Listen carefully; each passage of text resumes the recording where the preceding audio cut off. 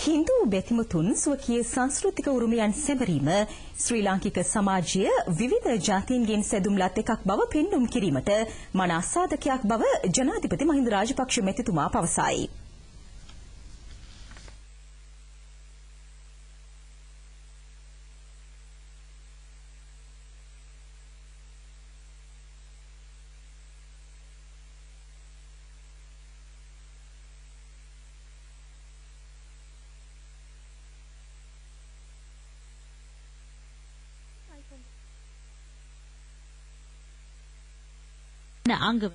මේ බව කියා සිටී.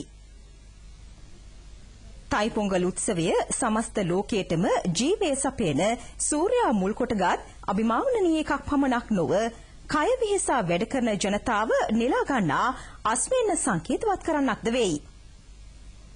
එසේම මෙම උත්සවයේ කැපිපෙන අංගවන ආධ්‍යාත්මික සවිතයාව සහ කැපවී ක්‍රියා කිරීමේ ගුණය අප සමාජයේ අනාගත අපේක්ෂාවන් වන සාමය, එකමුතු බව සහ අන්‍යෝන්‍ය අවබෝධය පිළිඹු කරයි. තයිපොංගල් දිනයේ විශේෂ අවධානය යොමු වන්නේ හින්දු ආගම අදහන බහුතරයකගේ ගැලුම්කරුවන්සේ පෙනී සිටින ඊනියා පිරිස් බලයෙන් රඳවාගෙන ඇති ජනතාව පිළිබඳව බව රාජපක්ෂ මැතිතුමා සිය නිවේදනයෙන් වැඩිදුරටත් සඳහන් කරයි. ශ්‍රී ලාංකිකින් වශයෙන් සහෝදරත්වයෙන් සලකන්නා වූ එම ජනතාවට ඉතා නුදුරු දිනකම නිදහස ලැබෙන බව ඉතා සතුටින් ස්ථිරවම ප්‍රකාශ කරන බවද ජනාධිපතිතුමා කියා සිටී. ඒ සඳහා උතුරු ප්‍රදේශයේ පූර්ණ නිදහසත් ප්‍රජාතන්ත්‍රවාදී ස්ථාපිත කිරීම සඳහා දැඩි වෙහෙසක් ගනිමින් සිටින බව රාජපක්ෂ මැතිතුමා කියා සිටී.